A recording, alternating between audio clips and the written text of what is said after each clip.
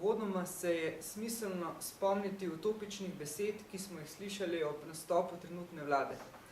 Zatem je sledilo nekaj tedensko zatišje, naposled pa je slovenska javnost vendarle dočakala te famozne rešitve. A kaj, ko smo doživeli nov šok in ponovno zavajanje javnosti ali celo posmehovanje tako Evropski komisiji, kot tudi nam, državljanem in državljankam Republike Slovenije. Tako imenovani nacionalni reformni program je pomanjkljiv, nedovršen in brez strukturnih ukrepov. Poleg tega pa ne vsebuje bistvenih komponent za zagon gospodarstva. Redka svetla točka tega programa je v prvem stebru glede institucionalnih sprememb odločanja, kjer vlada zazna ključno problematiko politične nestabilnosti v Sloveniji. In sicer slab politični oziroma volilni sistem. Vendar tudi v tem delu ni opaziti neke časovne premice spremembe volilne zakonodaje oziroma konkretizacije reševanja problema. Vseeno pa na tem mestu pozivamo vlado, da nadaljuje ukrepanje oziroma začne ukrepanje na tem področju. V Slovenski demokratski mladini z razočaranjem ugotavljamo, da v omenjenem programu ni niti sledu o ukinitvi državnih subvencij oziroma neposrednih državnih subvencij že tako privilegiranim državnim podjetjem, poskusu prekinitve korupcije v sistemu javnih naročil in reorganizacije javnega sektorja. Temveč nasprotno izstopa kategorija drugi ukrepi, ki predstavlja 200 milijonov evrov težko varčevanje, ki je predvideno za leto 2014. Vendar pozor, odvisno je od političnega dogovora, kar je skrajno zaskrbljujoče, glede na trenutno stanje oziroma sindrom tako imenovane sindikalne kapitulacije, ki je nekako prisoten pri vladnih predstavnikih, začenši z ministrom Virantom, ki nekako slavi včerajšnji, v narekovajih, dober sporazum s sindikati. Ob tem je nujno povedati, da proračun za leto 2013 predvida 5% znižanje mase plač v javnem sektorju. Medtem ko je to fabulozno Virantovo izpogajanje doseglo zgolj 1,28% znižanja mase plač. Temu lahko rečemo zgolj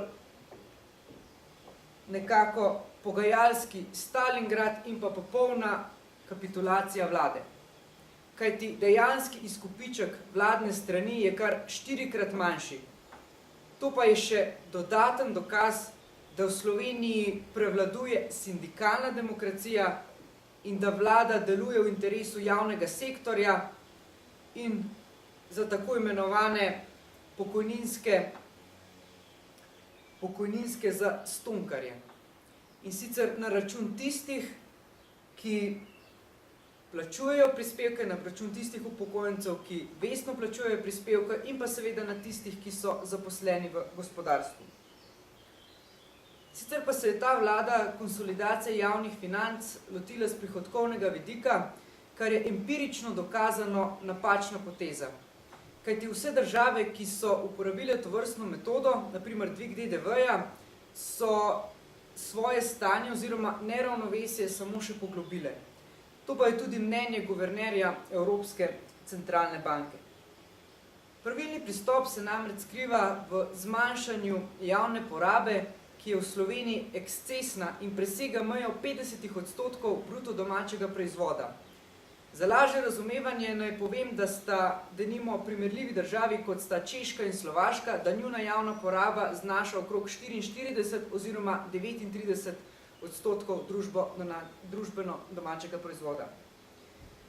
Nezavidljivo je, da se nevzdržno povečuje javni dolg, za katerega je predvideno, da bo presegel mejo 60% BDP-ja, če pa bomo nadaljevali s takim tempom, pa zna doseči tudi celih 65%. Slovenski demokratski mladini smo dolžni opozoriti, da je že sam koncept delovanja vlade napačen. Medtem ko je ustaljena praksa, da se pripravljen reformni program najprej predstavi domači javnosti, potem se išče soglasje v državnem zboru, šele nato pa se ga posreduje Evropski komisiji in zaprosi za potrditev oziroma njihovo mnenje. Potem pa je zadnja faza, v kateri pa potem sledi zadolževanje, ki je po ugodnih oziroma uspešnih predhodnih korakih bistveno in ugodnejše in sprejemljivejše.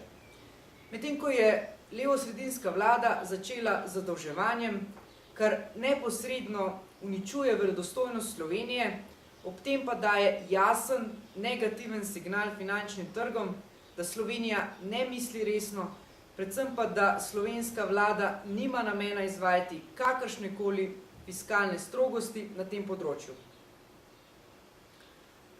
V oči bode tudi radikalno spreminjanje retorike Alenke Bratovšek, ki po uvodnem neutemeljenem nasprotovanju delu desnosredinske vlade sedaj prav s temi pomembnimi ukrepi nadaljuje, kot sta denimo slaba banka in pa zakon o SDH, in tako v Bruslju rešuje še zadnje ostanke svoje kredibilnosti, ki pa jih bo 29. maja s komentarjem Evropske komisije dokončno izgubila. V Sloveniji v letu 2013 streznitve še ni moč pričakovati. Priča smo namreč še nadaljnjim podaljševanju te agonije ali v vladnem žargonu strmoglavljanju, ki se le še stopnjuje. Tako kot se po tolikih letih bližamo koncu tako imenovane komunistično-tranzicijske levice ali obstoja privilegirane rdeče kaste,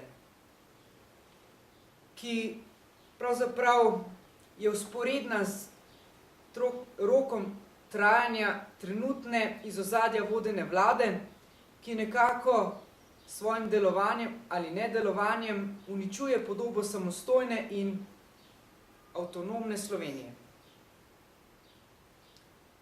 Naj zaključim žalostnim dejstvom, da medtem ko naša predsednica vlade skupaj s privilegirano elito predano, seveda ne v angleščini, prepeva živel komunizem, bomo državljani in državljanke plačali na letni ravni skoraj milijardo evrov. Ta pa bo obremenila zlasti srednji sloj, ki pa predstavlja temelj za naravni izhod iz krize. Zadolževanjem po enormnih obrestnih merah vlada pozablja na dimenzijo mladih in na bodoče generacije prelaga neodplačljive breme.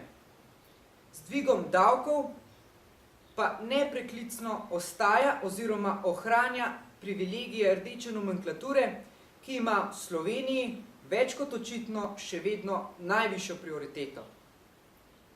Drage Slovenke, dragi Slovenci, spoštovane in spoštovani, to je torej pot pozitivnih sprememb in napredka, kot ga Alenka Bratovšek pomni v svojem prvem govoru kot predsednica vlade Republike Slovenije.